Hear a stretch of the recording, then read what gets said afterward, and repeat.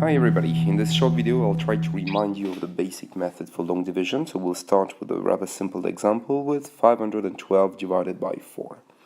So we can use the written method starting like that, and we are going to take digit one by one in the dividend right here to see how many times 4 can fit in there. So let's start with this 5. 4 can fit once in 5, and 4 times 1 is 4, so we can subtract this 4 from 5, we have 1 left, and like every time after you've completed a subtraction with this method, you need to take one digit down. So now we have an 11, we need to ask ourselves how many times would 4 fit in 11. The answer is twice, because 4 times 2 is 8, so we can remove this 8 from the 11, and the subtraction gives us a result of 3. We can take this 2 down here. And finally, we can ask ourselves how many times would 4 fit into 32. The answer is 8 times, because 4 times 8 is 32.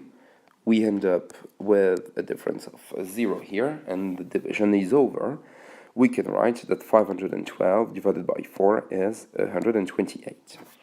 One thing that is really important to notice is that to be efficient, your written division has to be really rigorous in terms of digit alignment. Okay, you see here, all my numbers are nicely aligned in these columns, and this is very important for what's coming next.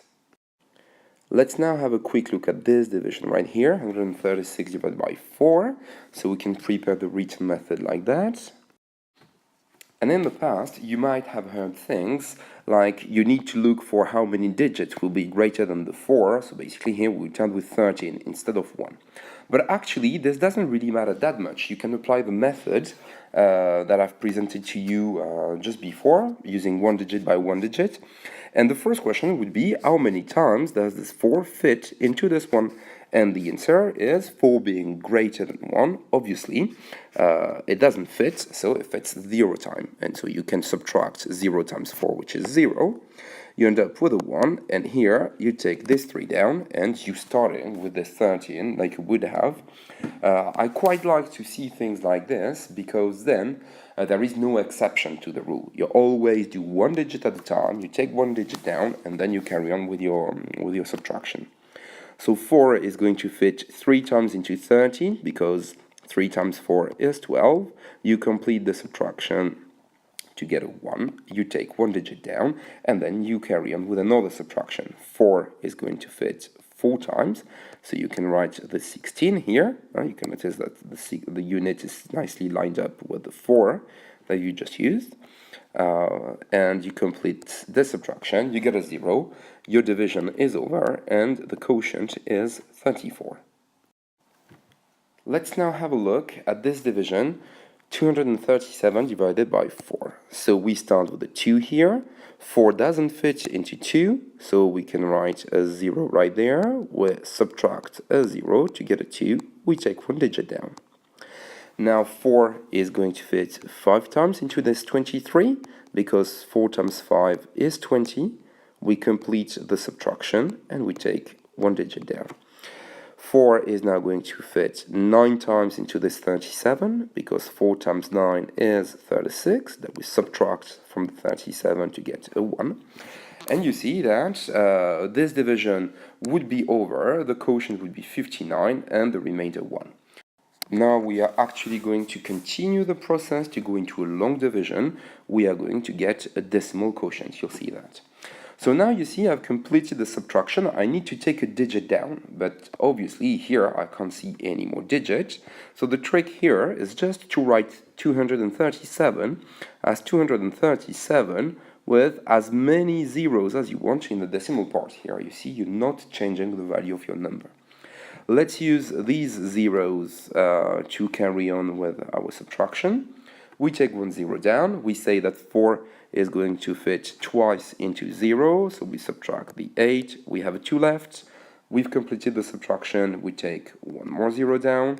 We get 20, and 4 is going to fit 5 times. We are going to subtract this 20 to get a 0. Do not forget that everything being nicely lined up, so is the decimal point. So our final answer here is going to be 59.25. Again, you can see that one key is the alignment of your digits here that help you write what you have at the top in the quotient here at the right place. As a last example, let's have a look at 2155.44 divided by 7. So far we've used the 4 times table, now we need to use the 7 times table. I know that some of you are less familiar with this timetable. So really my advice is that when you complete a division for which you don't really know the timetable by heart, you should write it on the side to help you. Writing down this timetable will actually help you revise your timetable. It's easy to get down, you just add 7 for every step in the 7 times table.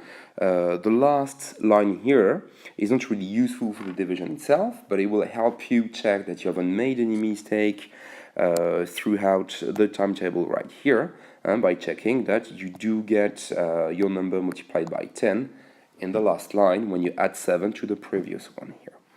So let's go. So we can first wonder how many times does 7 here fit into the first digit 2. The answer is 0. We subtract the 0, we get this 2, we take one digit down. Then you see that 7 is going to fit 3 times in 21 because 3 times 7 is 21. So let's write a 3 here and subtract 21 to get a 0. Now we take this 5 down here, so we have a 5. 7 does not fit into 5, so here we write a 0, we minus 0 right there, and we have a 5. We take the next digit down, here we get a 5, so you see that 7 is going to fit 9 times into 55, 8 is too much, so let's subtract 49 here, and complete the subtraction. That gives us 6. Let's take the next digit down, which is 4. 7 fits 9 times here into 64. So we are going to write the 9 right there. Oops, sorry, in the previous step I forgot to write the 7 here.